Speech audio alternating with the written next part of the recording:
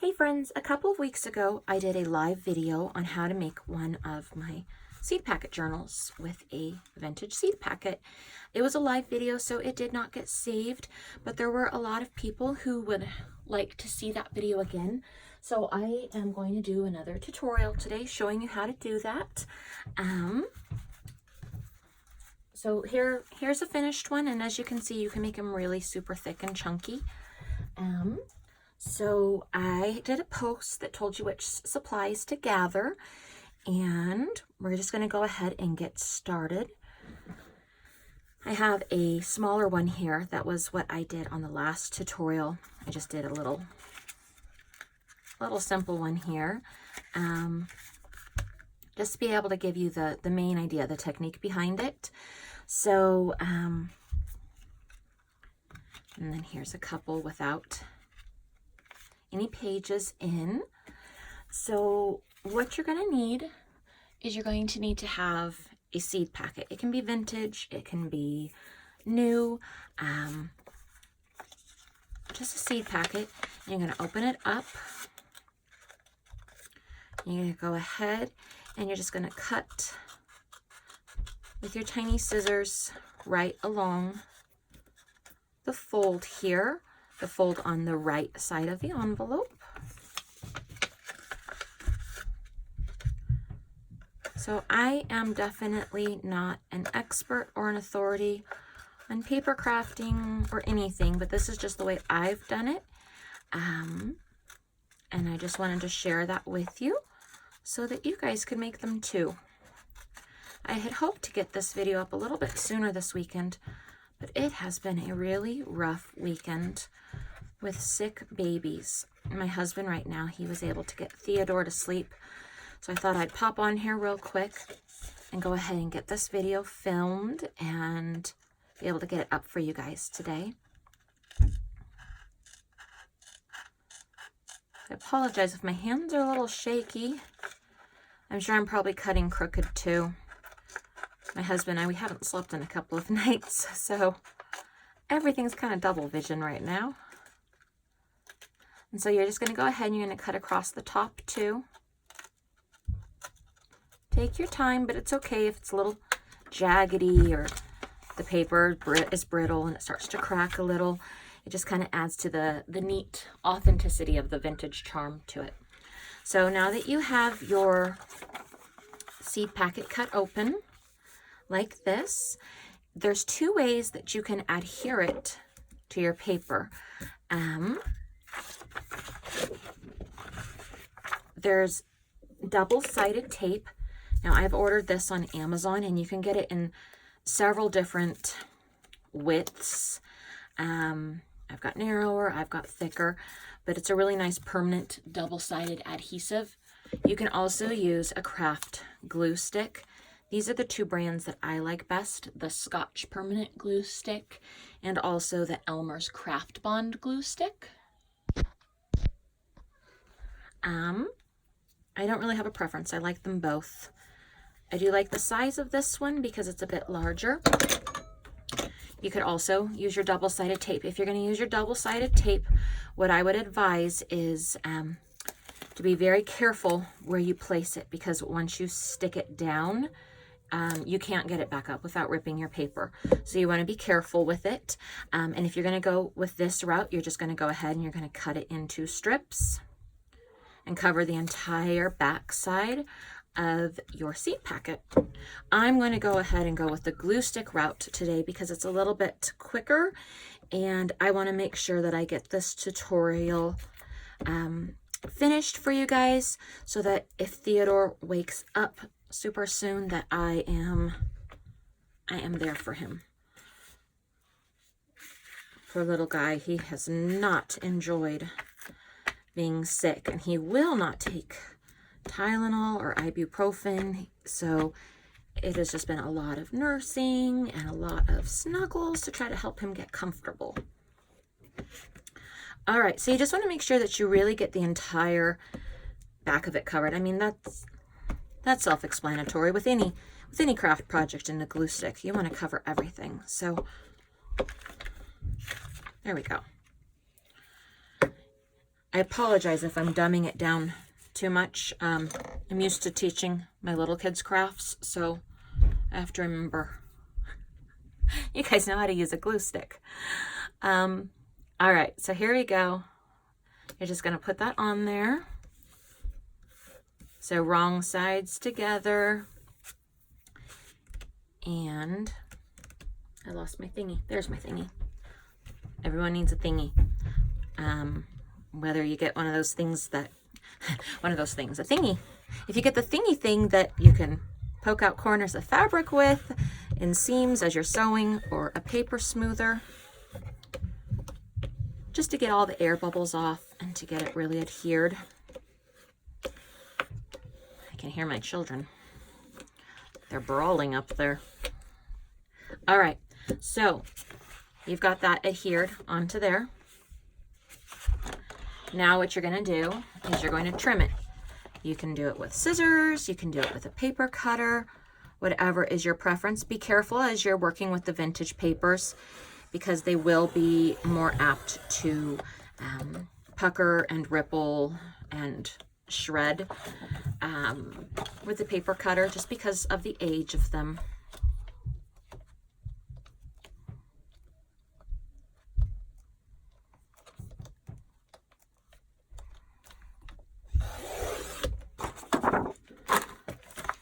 Apologize for this being a quick video, but this is a pretty simple project, and I just wanted to give you guys the bare bones of it, because I promised I'd have it up by the end of today, and so I want to make sure that I've got that up for you guys.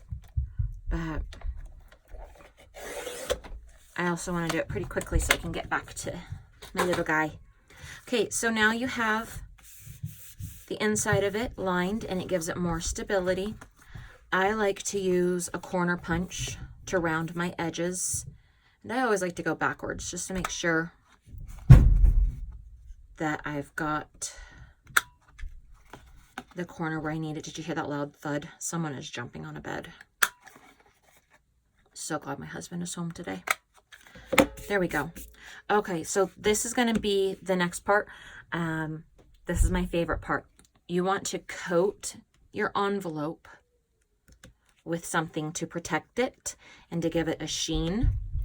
You can use Mod Podge, you can use any kind of craft sealant, or you can use what I call book butter. This stuff is the best. You will want to use it for all of your paper crafting projects. Judykins is the original maker of it, and it's called a microglaze, and it's got paraffin waxes in it. The Holtz line also has it, and it's the exact same formulation. It's the same thing. I have found you can find it sometimes at Hobby Lobby and use your coupon on it. You can also order them on Amazon. So basically, it almost feels like you're going to put on lip balm. You get a little bit on your fingers, and you just start working it into the paper in circular motions. And it does make things waterproof. I mean, granted, with any paper crafted products, you want to try to prevent them from getting wet. But like for things like inkjet printers, things that you've printed, it might be turning into covers or different, artwork that you want to protect. You can rub this on and it doesn't make the ink smear, and it actually gives it a layer of protection, and it helps it to resist water. Whereas like if you were to get a drop of water on it, the ink wouldn't start bleeding all over the place. So you just want to go ahead and coat it, and you really don't need a lot. And what I've noticed is it almost makes the colors pop and make it brighter. So like really, you just use a very, very little amount. And then you're going to go ahead and you're going to buff it either with a napkin, a paper towel, or I have cloth napkins, but I didn't bring one downstairs today. So I am just trimming this little scrap of fabric, and I'm going to start buffing it. That gets the extra off and works it more into the paper. I can't say enough good things about this. I love it so much. Now, if you feel that you have way too much on, you can also take a piece of paper and just kind of scrape across the top. And if you see that you're getting some coming up, just scrape it off. I didn't this time, but sometimes I'll have a little bit, you know, I'll be a little heavy on the book butter, especially because Sunny likes to come over and she likes to help with this part. She thinks it's so much fun.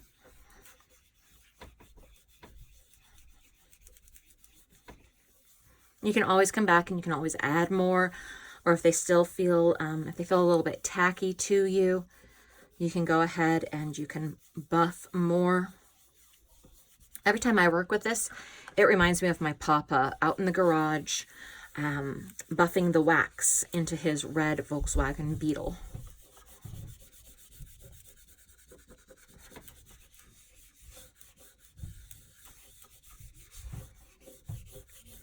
There we go.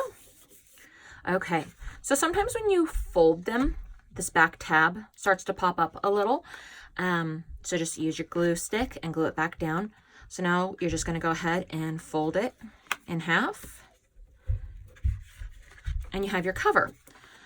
So I'm just going to go ahead and glue this little back tab down.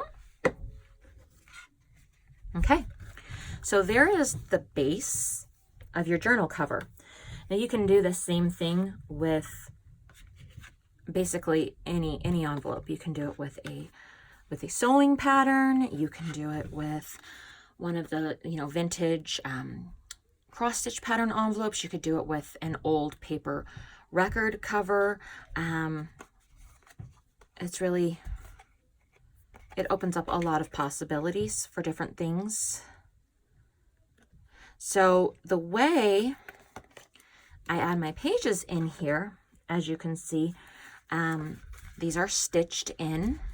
I see someone with chocolate grabbed this journal. This one is Sunny's little book. There's little chocolate fingerprints in there. So to stitch them in, this is a very, very thin one. This one here you can see is a very, very thick one. You can really add a bunch of pages in there and get them super chubby.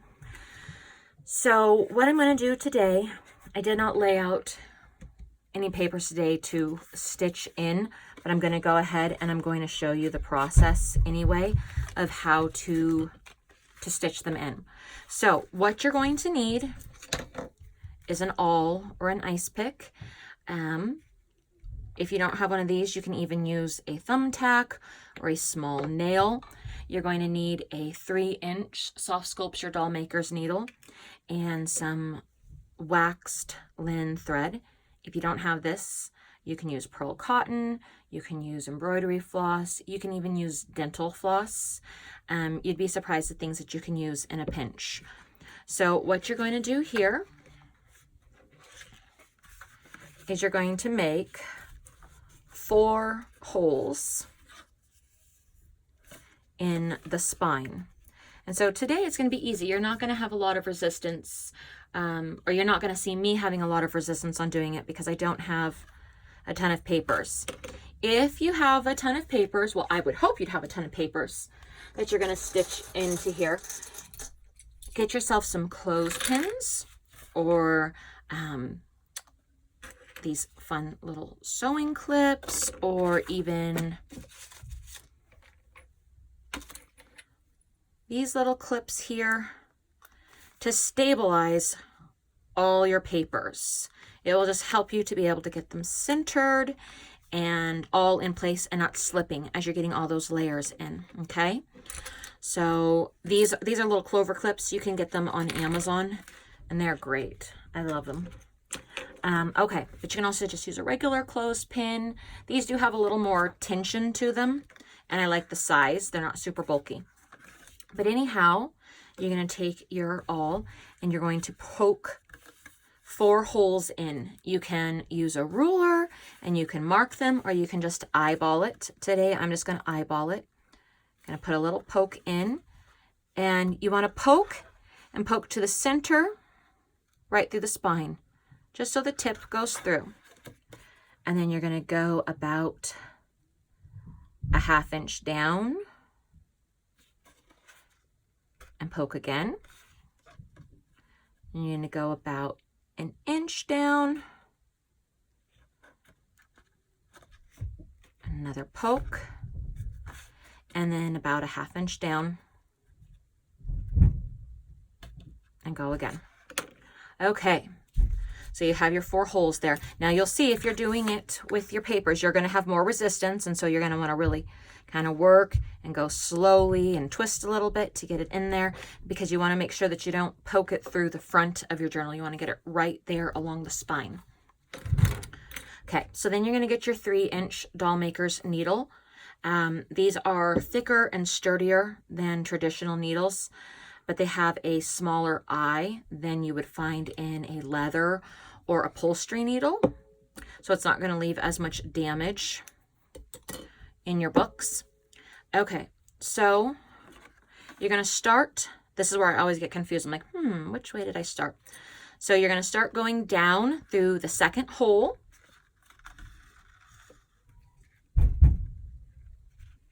You're going to hold your tail there and go up through the 1st hole.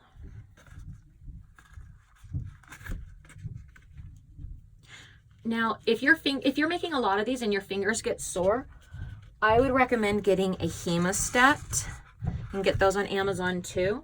Let me just grab one real quickly here.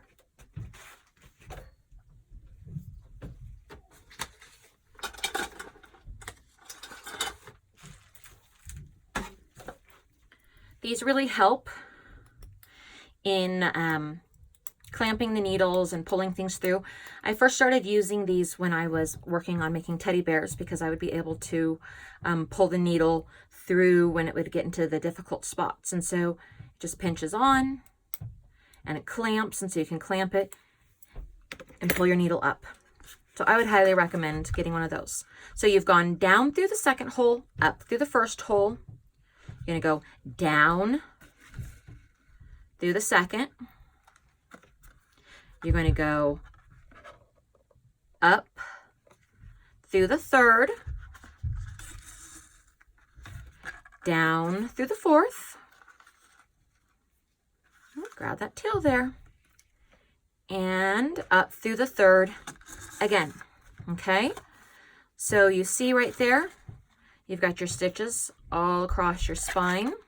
You have the center one here, where if you want to, you can run some ribbon through to be able to tie it, or some vintage fabric to be able to tie it.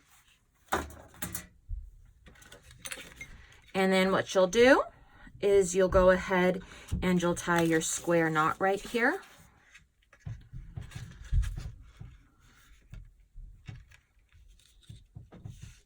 I'm pretty sure that was not a square knot. But anyhow, you'll trim your ends, and then all of your pages will be neatly bound in place. So you can do a lot of pages. You can put a lot in there. You can make them super duper chunky. My friend Lisa at Just Stitched, she watched my video and then she made a journal, and I've got to tell you guys, this is probably my most favorite journal I've ever seen made. It's like, it is the creme de la creme of seed packet junk journals. It is so thick and chunky. So definitely go over and check out her page, because it is filled to the brim. So, those are the basics. Please feel free to send me a message. I know that I really kind of sped through this one, and this one was nowhere near as in-depth as the live video. I promise I'll be doing more tutorials, and I'll answer any questions you guys have. This week it's just kind of been crazy with the sick little ones. So I would love, love, love to see what you guys make. So please, if you make one, tag me, you know, send me pictures of it. If you don't have any vintage seed packet envelopes, send me a message. I can show you what I have, and I'd be happy to share. You can also find them on Etsy and on eBay. But yeah, and if there's any questions that you guys have, please just just shoot me a message. I'd be happy to help. And so then once again, just the basic materials that you need is your seed packet, coordinating paper that you like,